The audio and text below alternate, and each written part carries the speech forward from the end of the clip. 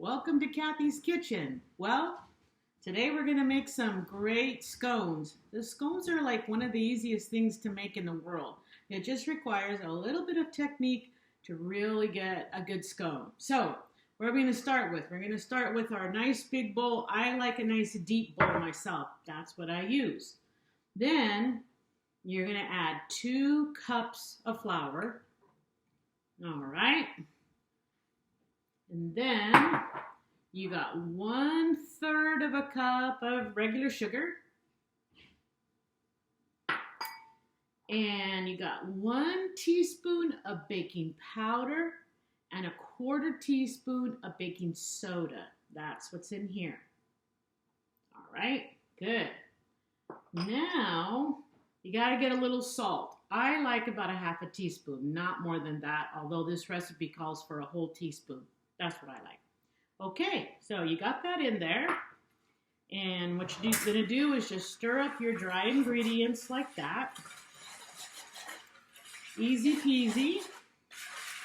And now, what you're going to do is, I got to go get my frozen butter.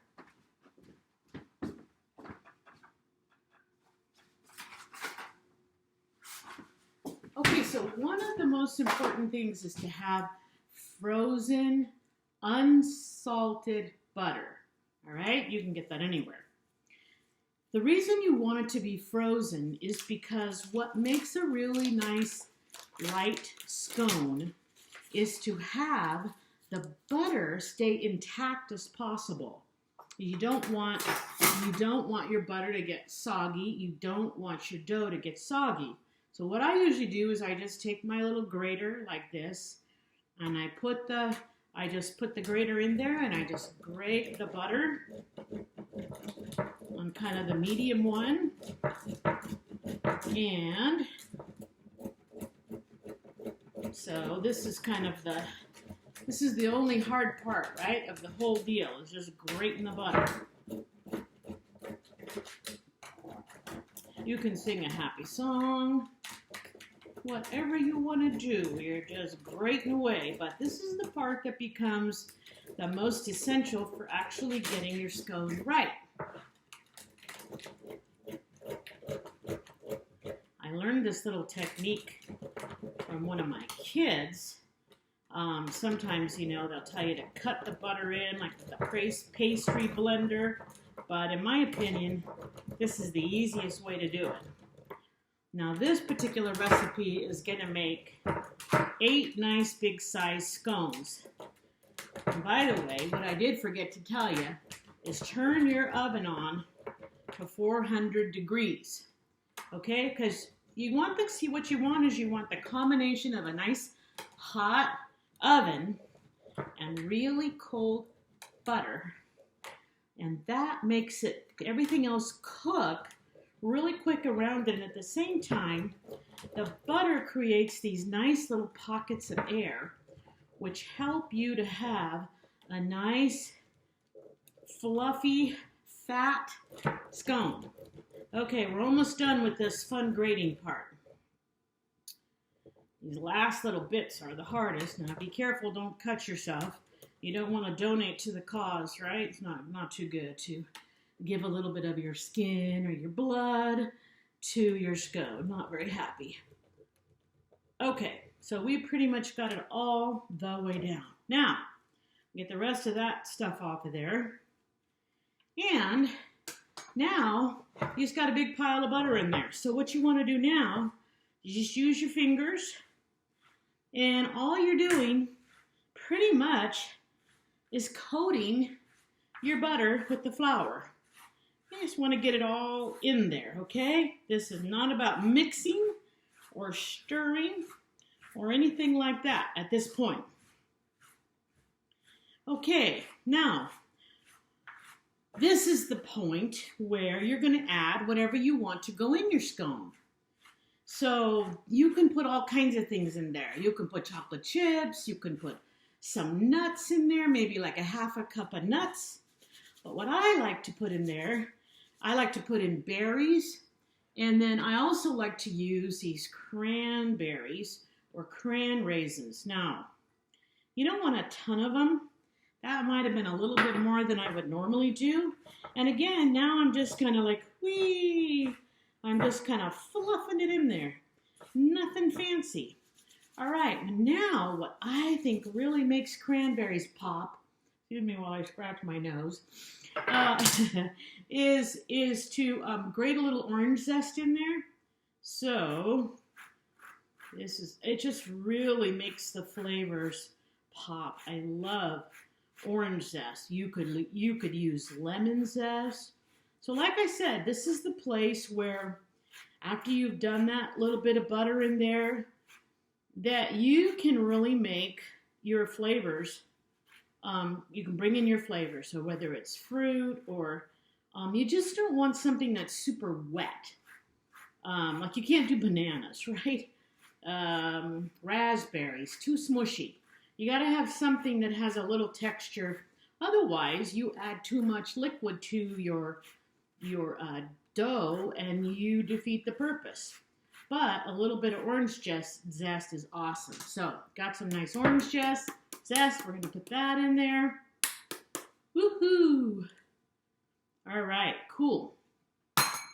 So now I'm going to set that aside just for a sec. I'll put that up here. And now I've got my other little happy red bowl. And in this bowl, I'm going to put a half a cup of sour cream. Okay. Half a cup of sour cream. There's all kinds of ways to make scones. I was thinking you can put yogurt in it, but I always use sour cream. And then you're going to put in 1 egg.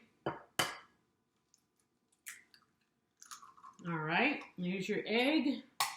And then I like to add a little bit of pure almond extract. So when I make ones that have a brown sugar topping or maybe I want to make a different kind, I can use vanilla, but I like almond myself. So this is a half a teaspoon of almond extract. Somewhere between 1/4 and 1/2 is perfect, actually. Okay, so now what you're going to do with that, you're just going to whisk it. Whisk all that together. And that's all I'm doing is nothing fancy, just whisking the flavors. Perfect. All right, so now we're going to take our big bowl back. I forgot to kind of scoop in so I'll do the same thing with my orange zest that I did with my cranberries.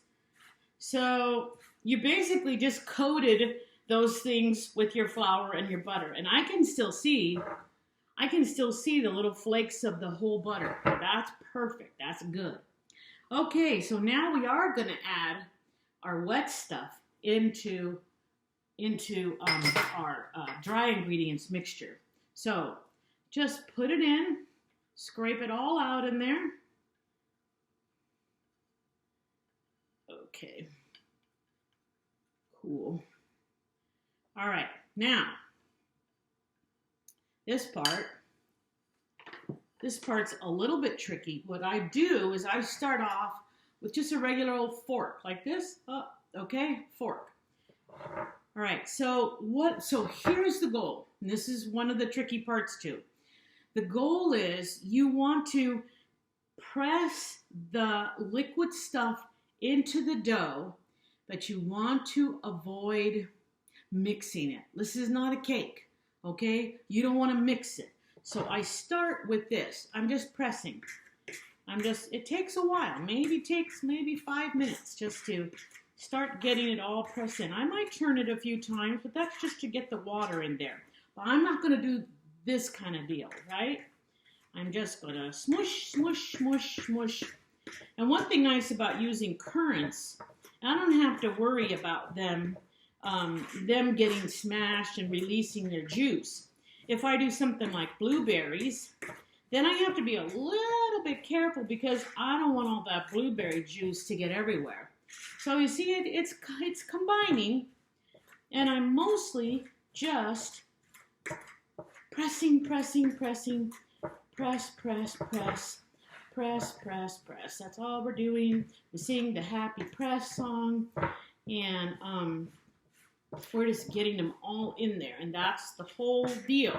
And you can see slowly the dough kind of comes together, but again, it's not mixing it. It's just smushing the liquid into the dough. Now, at some point, I'm going to use my hands because my hands will do the ultimate job of getting the rest of the liquid in there. That'll help and actually help me form balls so I can roll. I don't even have to roll it out. I'm just going to press it out. So, but this is doing a pretty good job. And build up your biceps and be happy and make everybody smile when you get to work and bring them some scones. Now again, you know, you could have put nuts in here. So, okay, so I'm going to take this out now. And then I'm really going to do the same thing as I was doing with my fork, except now I'm going to do it with my hands. And I'm just going to finish pulling all of that liquid together. And I'm making a nice ball. So it's just slowly grabbing it. Sometimes you'll have areas that are really dry and it's like, well, okay, I just keep adding it till I get it together. And eventually it will make a nice ball for you. So here we go. Voila. If I looked at this really carefully, I can see little flakes of butter throughout, which is exactly what I want to see. Sometimes there's a little bit of scone mixture stuck to the bottom of my bowl, and I'll scoop it up and I'll just pat it in there. Okay. Awesome. Now what are we going to do? All right, so now what we're going to do is I have my board a little bit floured. And I got my thing patted into kind of a nice round shape. And I'm going to press it down. And I'm doing it, oh my goodness, I would say, like about, let me see. I've got my little happy cutter here. I would say about 8 to 10 inches at the most. You want them nice and thick. Okay, so,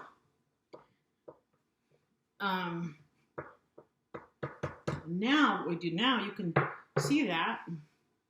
It's a nice big round because you want to make some pretty nice shapes here. Now, here's what I like to do. You can do whatever you want to do. But I personally like almonds. So I like to sprinkle the top with some almonds. Now, if you just sprinkle, then what happens is you end up with a whole bunch of almonds falling off. So I just give them a little press because I like them to stay in there. And, you don't need a ton. It's up to you. That's what's nice about this recipe is you can make it like you like it.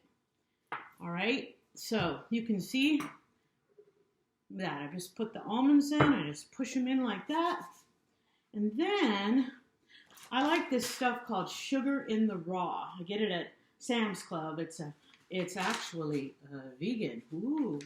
Okay, so this is what it looks like. It's just a coarse kind of sugar. And I just give this a little sprinkle. I like it because you can put just regular sugar, which I used to do. But I like this because it just kind of stays there and it gives it a little bit more texture on the top. Okay, so now you can use anything you want. My daughter got me this nice little cutter, pastry cutter. It's marked 6 inches, but you can use a big old butcher knife, whatever you normally use to cut with. And then I just cut it down the middle. And I cut it again in half. And then I cut it, those little pieces in half till I make 8 beautiful little triangles. And so So there, you see that? They're all, oh, it's, Dan, come here, hon. I need my helper to come for a moment here. It's just that it's getting dark. So, anyway, hopefully it's not dark for you. And, so now we're at this point. There I am again. Hi, see me. So we're at this point now where we're going to put it on our baking sheet. So I'm going to step over here and get my baking sheet. So you just use a nice large baking sheet and a piece of parchment paper. Though if you didn't have parchment paper, then you would just want to butter, you know, put some butter on the pan itself so it won't stick, because you definitely don't want them to stick. And then you can just pull them up like that. And you want them, ow, sorry, scraped my hand on the butt cutting board, not good. And then you are going to want to put them in, you know, put them about maybe like an inch apart on your parchment paper. Make nice clean cuts. Otherwise, they'll pretty much stay like they are shaped when you take them out. Okay, so there's my scones. Now, they're going to go in the oven for 20 minutes. That's usually just right. For me, I usually put them in for 10, and then I turn them around and I put another 10. So set your happy timer to 20 minutes. We're going to put them on the oven, and when they're done, I'm going to show you what they look like when they come out.